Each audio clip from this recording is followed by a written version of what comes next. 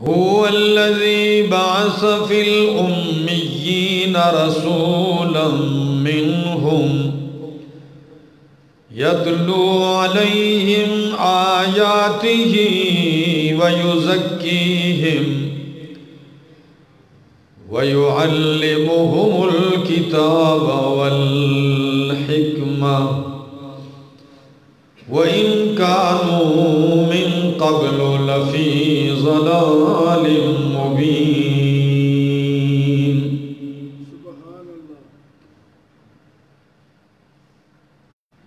وقال النبي صلى الله تعالى عليه وسلم إنما بعثت معلما سبحان ربك رب العزة عما يصفون وسلام على المرسلين والحمد لله رب العالمين.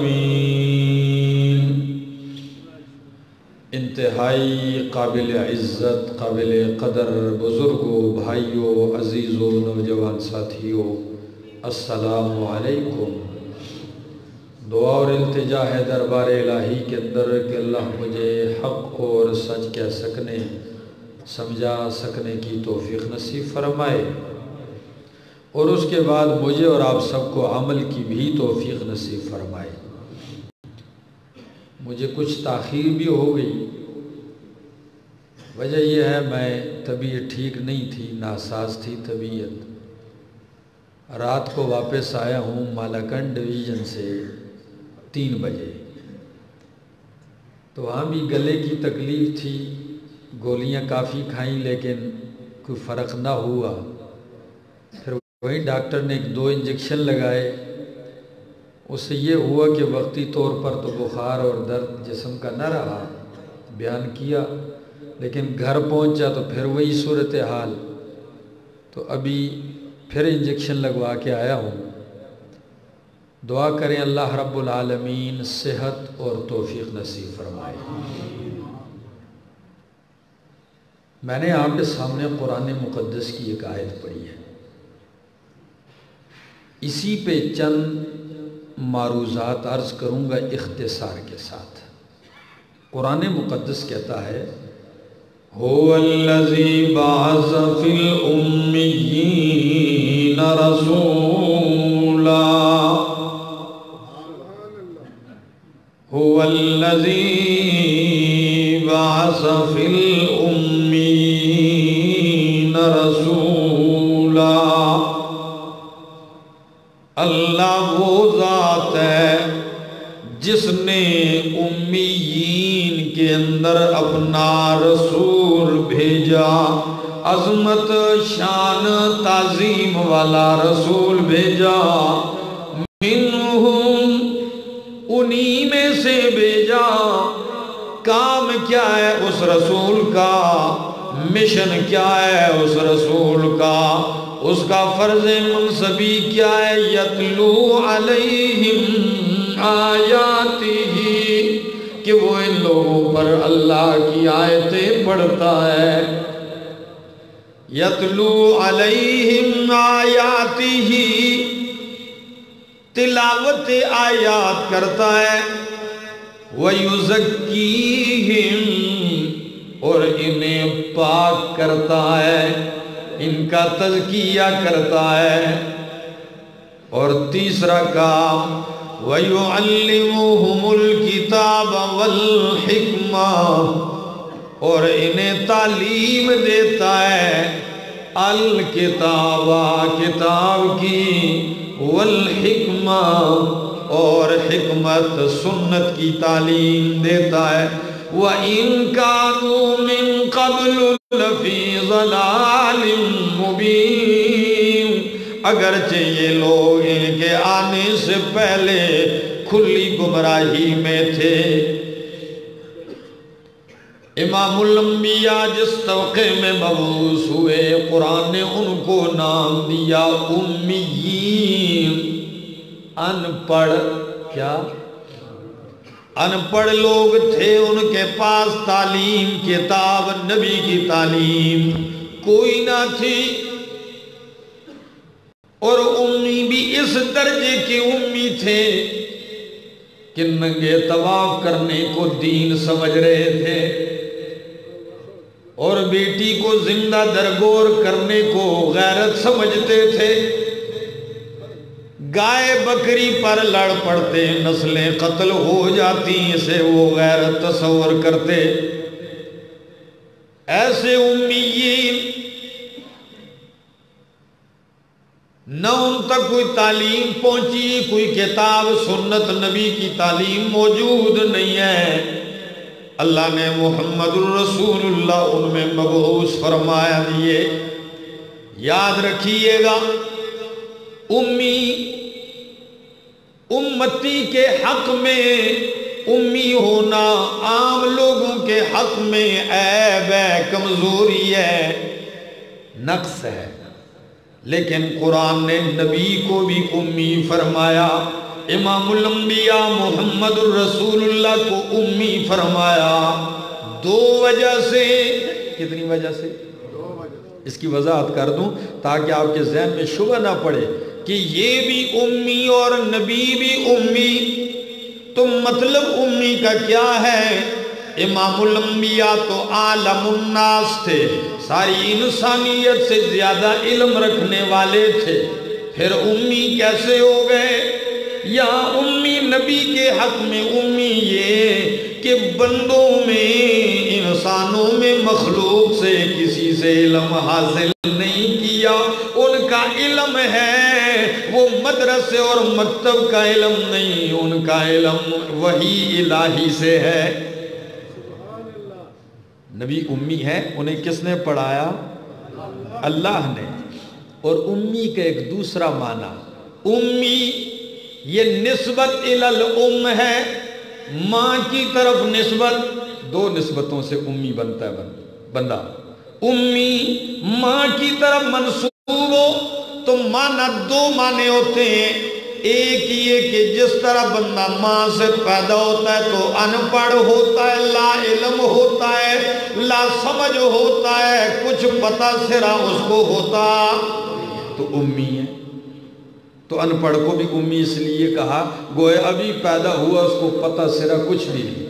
اور دوسری وجہ سے امی یہ ماں کی طرف منسوب ہے، کی طرف، یعنی بندہ جس طرح ماں سے پیدا ہوتا ہے تو گناہوں سے، غلطیوں سے، جرموں سے، خطاؤں سے پاک ہوتا ہے، نبی اس معنی میں امی ہے۔ معنی یہ ہوگا جس طرح بچہ ماں کے پیٹ سے پیدا ہوتا ہے وہ گناہوں سے پاک ہے، میرا پیغمبر بھی ساری زندگی یوں ہی پاک رہا ہے۔ آپ گناہوں سے بالکل کیا رہے ہیں؟ پاک رہے ہیں۔ اب معنی کرنے لگا ہوں، هو الذی بعث فی الامیین رسولا، اللہ وہ ذات ہے جس نے امیین میں اپنا رسول بھیجا، لیکن وہ رسول جنوں میں سے نہیں آیا، وہ ناریوں میں سے نہیں تھا، وہ فرشتوں میں سے نہیں تھا، نور میں سے نہیں تھا، نوریوں میں سے نہیں تھا، کہاں سے تھا؟ منہم، رسول تھا لیکن منہم، انہی میں سے تھا، ان کی جنس سے تھا، ان کے نسب، ان کے خاندان سے تھا۔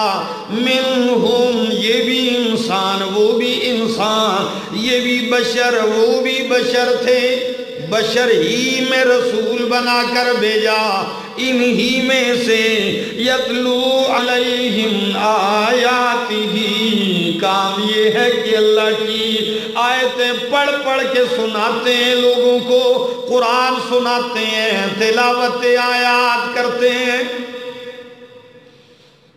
نبی کریم نے آغاز فرمایا، جب یہ کام شروع کیا نا، تعلیم قرآن، تلاوت قرآن، اللہ اکبر، یزکیہم، تزکیہ شروع کیا، ایک ایسا ماحول بن گیا، ہر طرف سے ظلم، ستم، مخالفت، بغاوت، دشمنی شروع ہو گئی، سارے راستے بند ہو گئے، کسی آدمی کو ملنے بھی نہیں دیا جا رہا۔ اب ایسے حالات، پورا علاقہ اپنا چچا مخالف، اپنے ہی خاندان کے سارے لوگ مخالف، تو ایسے حالات میں بندہ قرآن سنائے، کن کو سنائے، کیسے سنائے؟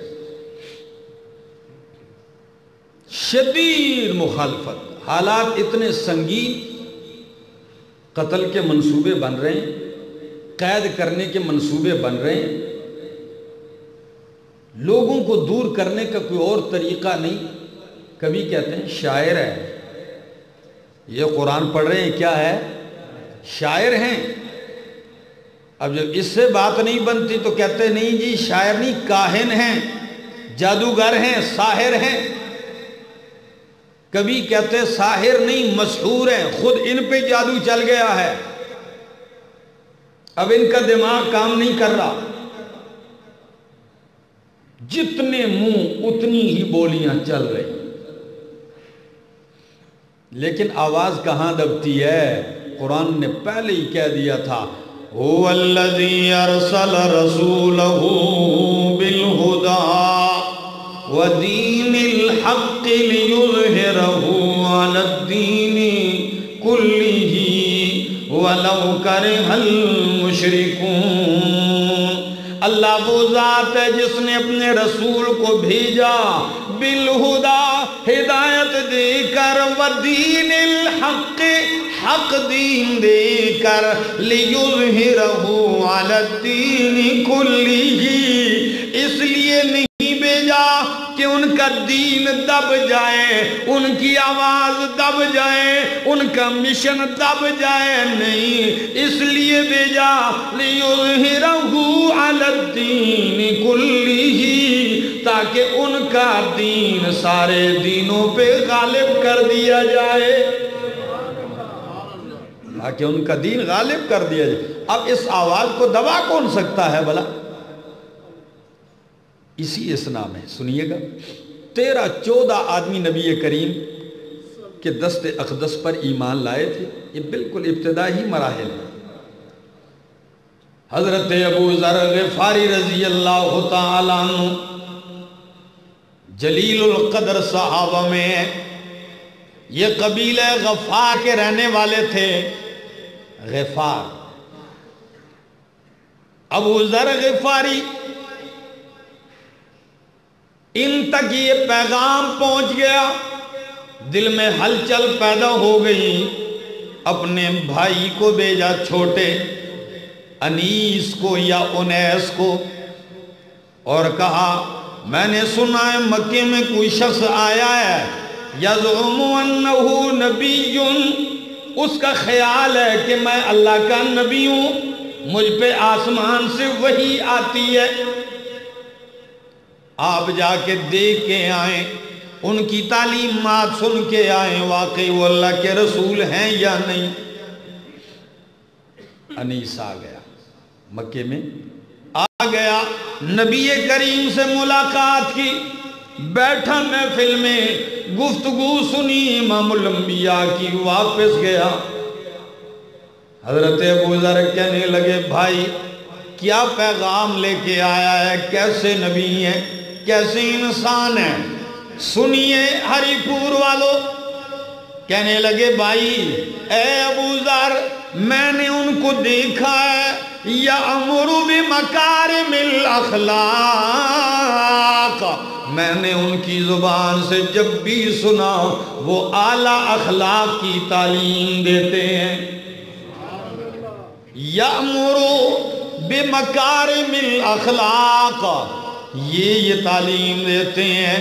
اور سنیے بھائی میں نے مکے کے لوگوں سے سنا ہے کوئی کہتا ہے شاعر ہے، کاہن ہے، لیکن ابو ذر میں جو دیکھ کے آیا ہوں اللہ کی قسم ہے میرا تجربہ یہ ہے کہ وہ شاعر بھی نہیں، وہ کاہن بھی نہیں ہے، واقعی وہ سچے رسول نظر آتے ہیں۔ اچھا اب اور ہلچل پیدا ہوئی، کہنے لگے جی مجھے تشفی نہیں ہوئی، میں خود چلتا ہوں، میرے گھر کا خیال رکھنا، میں خود چلتا ہوں۔ چل پڑتے ہیں حضرت ابو ذر، اللہ اکبر، یہ وہ ابو ذر ہیں، تھوڑا سا تعارف کرواتے چلا جاؤں، یہ وہ ابو ذر ہیں کہ امام الانبیاء محمد الرسول اللہ صلی اللہ تعالی علیہ وسلم نے فرمایا آسمان کے نیچے زمین کے اوپر ابو ذر سے زیادہ سچا میں نے کوئی نہیں دیکھا، اس سے زیادہ سچا کوئی نہیں، ایسا سچا آدمی۔ اور نبی کریم صلی اللہ تعالی علیہ وسلم حضرت ابو ذر رضی اللہ تعالیٰ عنہ غزوہ تبوک میں ایسے آدمی ہیں انسان حیران ہو جاتا ہے، اونٹنی پہ سوار ہیں، غزوہ تبوک میں شرکت کے لیے جا رہے ہیں، اونٹنی کمزور ہے، لاغر ہے، چل نہیں سکتی، ٹھہر گئے، ایک دن پورا ان کو جنگل میں چرایا اونٹنی کو، لیکن اگلے دن بھی اونٹنی چلنے کا نام نہیں لیتی۔ پتہ ہے کیا کیا؟ اونٹنی کو وہیں آزاد کر دیا، پالان اتار دیا، سامان اتار دیا، سارا سامان سر پہ اٹھا کے پیدل چلنا شروع کر دیا، اونٹنی کو ادھری جنگل میں چھوڑ دیا۔ امام الانبیاء راستے میں دیکھتے ہیں دور سے کوئی آدمی آ رہا ہے، گرد و غبار اڑتی نظر آ رہی ہے، سامان سفر سر پہ اٹھایا ہوا ہے، سارے متوجہ ہو گئے کہ کون آ رہا ہے، لیکن میرے محبوب پیغمبر کہتے ہیں یا اللہ، اللہ کرے یہ ابو ذر غفاری ہو، اللہ کرے یہ کون ہو؟ ابو ذر غفاری ہو۔ پتہ ہے کیوں؟ وجہ یہ تھی کہ اس موقع پر شدید حالات تھے، اس موقع پر شکایتیں لگ رہی ہیں، یا رسول اللہ فلانا آدمی بھاگ گیا، وہ نہیں آیا، وہ پیچھے رہ گیا، اس نے ہمارے ساتھ چلنا چھوڑ دیا۔ تو اگر ابو ذر غفاری بھی پیچھے رہ جاتے تو یہ سارے الزام پھر لگتے، لیکن نبی کریم نے جو ہی دیکھا فرمایا اللہ کرے کہ ابو ذر غفاری ہو۔ جب قریب پہنچے سب نے چیخ مار کے کہا یا رسول اللہ، اللہ کی قسم ہے آپ کی بات سچی ہو گئی، واقعی ابو ذر غفاری آ رہا ہے۔ یہ وہ ابو ذر غفاری ہیں۔ خیر، جب آتے ہیں مکہ مکرمہ کے اندر، بالکل مکہ کا ماحول تبدیل ہے، حالات سنگین ہیں، ڈر بھی رہے، کسی سے پوچھا نہیں،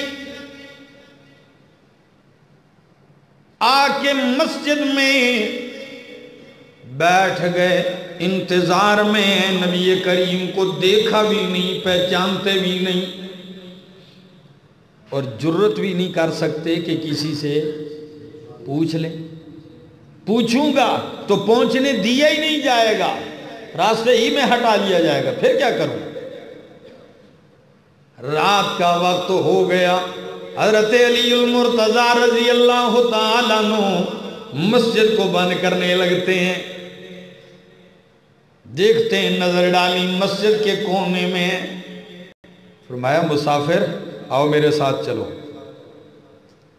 ابو ذر غفاری اٹھ کے آنے لگ گئے، علی المرتضی رضی اللہ تعالیٰ عنہ ساتھ ہیں، پیچھے پیچھے آ رہے ہیں، گھر میں ٹھہرایا کھلایا، رات گزر گئی، قربان جاؤں ان لوگوں کی مہمان نوازی پر، واقعی صحابہ ایسے لوگ ہیں، علی المرتضی نے پوچھا بھی نہیں کیوں آیا ہے،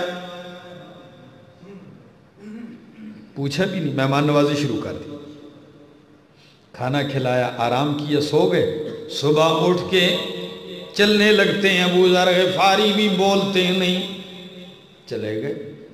اگلا دن بھی ایسے ہی گزر گیا، رات کو پھر دیکھتے ہیں، پھر مسجد میں، حضرت علی سمجھ گئے مسافر کو اپنی منزل نہیں ملی، مسافر جن کی تلاش میں ہے وہ مل نہیں سکا، کہنے لگے آئیے مسافر، پھر لے گئے گھر۔ تیسرا دن ہے، 2 دن دوسرا دن بھی یوں ہی گزرا. تیسرے دن علی المرتضیٰ شیر خدا رضی اللہ تعالیٰ عنہ نے ہمت کر کے پوچھ ہی لیا. کہنے لگے مسافر آپ نے اپنے آنے کا کوئی مقصد نہیں بیان کیا. کوئی مقصد بتائیے تاکہ میں بھی آپ کا کوئی ساتھ دوں. تو وہ تو حضرت علی کو جانتے نہیں تھے. پتہ ہے کیا کہنے لگے؟ کہنے لگے وعدہ کرو میرے ساتھ. ابو ذر غفاری کہتے ہیں میرے ساتھ وعدہ کرو کہ میری بات کسی کو بتاؤ گے نہیں. کہنے لگے جی وعدہ کرتا ہوں بتائیے. وعدہ ہو گیا. کہنے لگے میں یہاں ایک شخصیت ہے جن کا نام محمد ہے صلی اللہ تعالی علیہ وسلم. میں ان کی طلب میں آیا ہوں کہ سچے رسول ہیں یا نہیں ہیں, تاکہ پتہ کر لوں. اگر سچے ہیں تو مان جاؤں, لیکن پوچھ نہیں سکتا کہ حالات ایسے ہیں. حضرت علی المرتضیٰ کہنے لگے ٹھیک جگہ پہنچا ہے. واقعی سن, ملاقات سے پہلے ہی میں کہہ دیتا ہوں کہ وہ واقعی اللہ کے سچے رسول ہیں اور میں بھی ان کا غلام ہوں. واقعی وہ اللہ کے سچے رسول ہیں.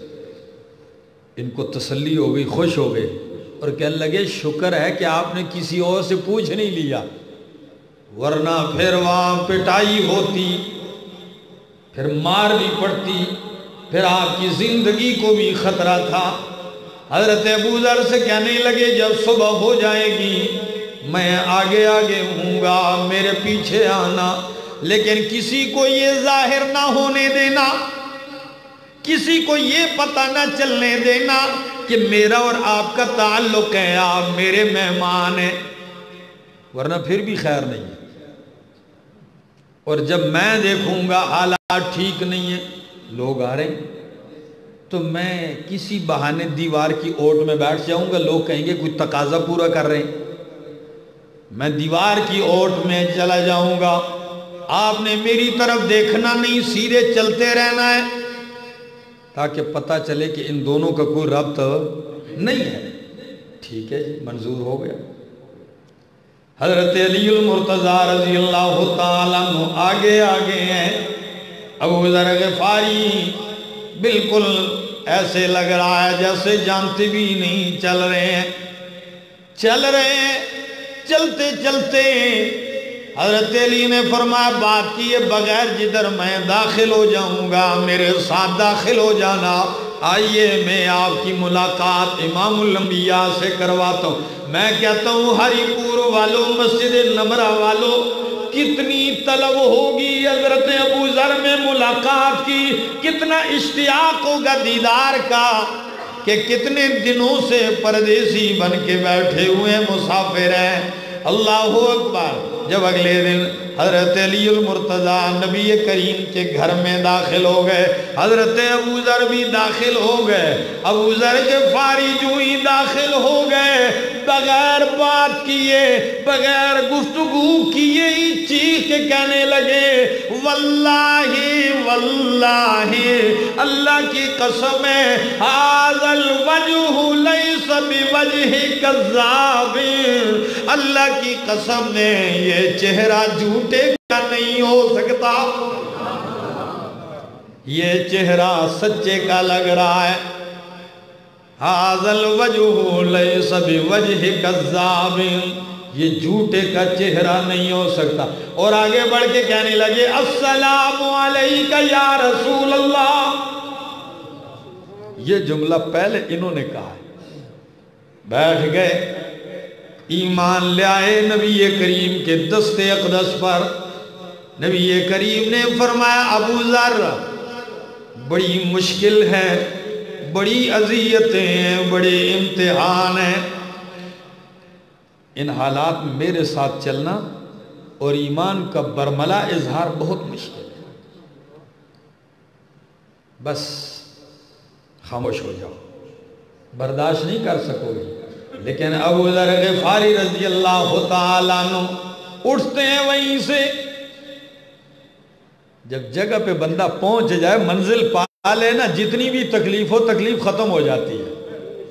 آپ دیکھتے ہیں نا، اللہ کو آپ سب کو بارہا حرمین کی زیارت کے لیے لے جائے، یہاں سے بندہ اسلام آباد میں ٹکرے مار مار کے، پھر وہاں جدہ ایئرپورٹ پر گھنٹوں انتظار، یہ سارے حاجی بیچاروں کا وہ حال ہوتا ہے، بیچارے ایسا حشر ہوتا ہے۔ پھر وہاں سے جو یہ ٹریول ایجنسیوں والے ہوتے ہیں، ان کی گاڑیاں ہوتی ہیں، یہ اٹھاتے ہیں، تو مکہ سے جدہ اگر گھنٹے کا راستہ ہو تو یہ 3 گھنٹے لگاتے ہیں، کیونکہ پتہ کمرہ خالی نہیں، ان کو گھما گھما کے تنگ کر کر کے تو پھر وہاں تک پہنچاتے ہیں۔ رات 12-1 بجتا ہے، کہیں نہ کوئی کھانے کا انتظام ہوتا ہے، سفر آنکھیں سوجن آ چکی، نیند آ رہی ہے، بوڑھے کمزور بھی ہوتے ہیں، لیکن بندہ جو ہی سامان بلڈنگ میں رکھتا ہے اور وہاں سے نکلتا ہے چور چور ہوتا ہے، لیکن اللہ کی کتاب سامنے ہے، کعبۃ اللہ پہ جو ہی نظر پڑتی ہے ساری تکلیفیں تھکاوٹ ختم ہو جاتی۔ کیوں؟ جس کے لیے تکلیف اٹھائی جب نظر پڑ گئی، منزل پا لیتا ہے نا بندہ، تو تکلیف ساری ختم ہو جاتی، تھکاوٹ اتر جاتی۔ تو تکلیف تو کئی دن سے کاٹی، لیکن جب اللہ کے نبی کو دیکھ لیا اپنی آنکھوں سے، صداقت کا یقین بھی کر لیا، ایمان لے آئے، اب بھلا وہ کون ٹھہرائے ان کو؟ نکلتے ہیں سیدھے آ کے حرم میں چیخ کے کہنے لگے، اے قریشیو، اے مکے والو، جان لو، سن لو، میں ابو ذر اعلان کرتا ہوں، اشہد اللہ الہ الا اللہ و اشہد ان محمدن رسول اللہ۔ بس یہ اعلان نہیں تھا، یہ ایک دھماکہ تھا، بس ہر طرف سے ٹوٹ پڑے، ایسی پٹائی شروع ہو گئی، ایسی مار، سارے مارنے لگے، چور چور ہو گئے۔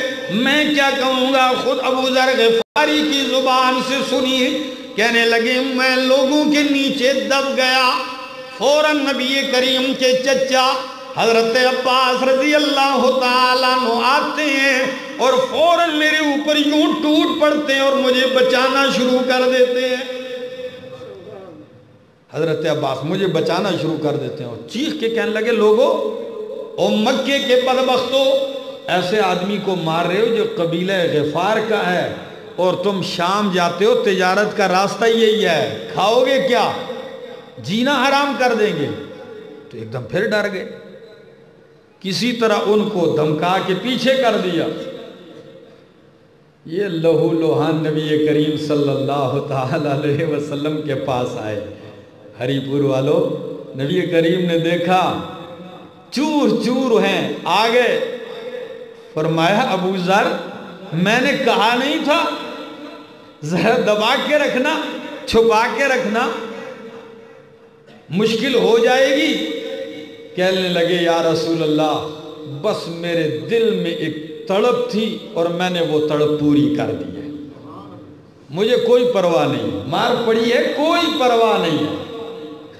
بندہ سچ پر ہو نا، چاہے ساری دنیا ہی مخالف ہو جائے، اس بندے کو پرواہ نہیں ہوتی، وہ پرسکون رہتا ہے۔ اور سچ پر نہ ہو نا، باطل پر ہو، تو اس کو اگر آپ محل میں کوٹھی میں بٹھا دیں تب بھی بے چین ہوتا ہے، بے سکون ہوتا ہے۔ قرآن اسی لیے تو کہتا ہے وَمَنْ أَعْرَضَ عَنْ ذِكْرِي فَإِنَّ لَهُ مَعِيشَةً ضَنْكَ، جو میرے قرآن سے منہ موڑ دے گا میں اس کی زندگی تنگ کر دوں گا، وہ کروڑوں کھربوں میں بھی ہوگا بے چین ہوگا، بے سکون ہوگا، دل کی خوشی نہیں ہوگی۔ اور سچائی ہو بندہ پرسکون رہتا ہے۔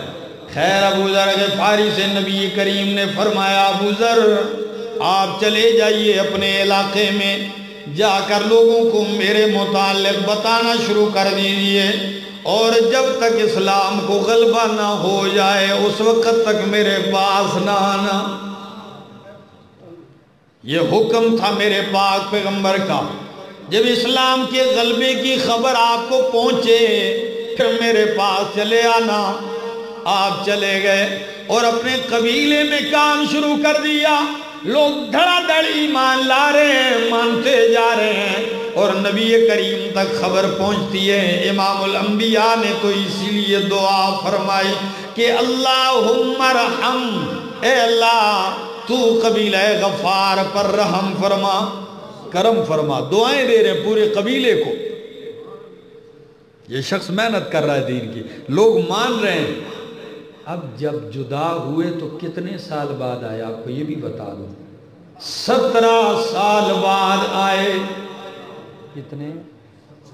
17 سال بعد. جنگ بدر, جنگ احد, کئی جنگیں گزر گئیں. غزوہ تبوک میں شرکت کی. 17 سال کے بعد بیوی بچوں کو لے کر جب آتے ہیں, نبی کریم نے دیکھا. آپ کو ایک بات کہنے لگا ہوں, جو ایک مرتبہ نبی کریم کو دیکھ لے, سچ بتاؤ اسے نبی یاد آتے ہوں گے کہ کتنی تڑپ ہوگی. 14 صدیاں بعد کے مومن ہے, آپ کی چاہت ہے کہ نہیں نبی کے دیدار کی؟ ہر آدمی تڑپتا ہے خدا کی قسم. تو ابو ذر غفاری کے دل میں کتنی چاہت ہوگی, کتنی تڑپ ہوگی, لیکن کام دین کا کر رہے ہیں, لوگوں کو دین سنا رہے ہیں, قرآن سنا رہے ہیں, آپ کی تبلیغ کر رہے ہیں, توحید لوگوں کو سنا رہے ہیں. 17 سال بعد جب آئے, نبی کریم کی زیارت کی, دیدار کیا, نبی کریم نے فرمایا باہر صدقے کے اونٹ ہیں. مدینے سے باہر ایک بستی ہے, غابہ نام کی چراگاہ ہے, اس میں اللہ کے پاک پیغمبر کے ذاتی اونٹ بھی تھے. فرمایا کوئی ہے جو وہاں جا کے وہ صدقے کے اونٹ چرائے؟ ابو ذر غفاری پھر کھڑے ہو گئے, کہنے لگے یا رسول اللہ میں ہوں. نبی کریم مسکرا دیے کہ 17 سال کی طویل مدت گزاری ہے میرے دیدار کے بغیر, اتنی طلب کے بعد آیا ہے, اب فوراً وہاں بھیج دوں؟ فرمایا نہیں, آپ میرے پاس رہیے, آپ میرے پاس رہیے, کوئی اور چلا جائے. کہنے لگے یا رسول اللہ اگر کسی اور کو بھیجنا ہے تو میرا بیٹا زر تیار ہے. ابو ذر یہ تھے تو بیٹے کا نام کیا ہے؟ زر. میرا بیٹا زر جائے گا. وہ اپنی بیوی سمیت چلا گیا. نبی کریم کے اونٹ چرا رہا ہے, صدقے کے اونٹ چرا رہے ہیں. کچھ ہی ٹائم چرائے, کسی بدبخت نے حملہ کر دیا ان پر اور ان کو شہید کر دیا. اونٹ بھی بگا کے لے گیا, ان کی بیوی کو بھی قید کر لیا. لیکن ایک صحابی رسول نے دیکھ لیا, پیچھے پڑ گئے, جا کے ان سے ان کی بیوی کو باعزت طور پر رہا کر دیا, واپس لے آئے. اللہ اکبر کبیرہ. یہ حالات تھے.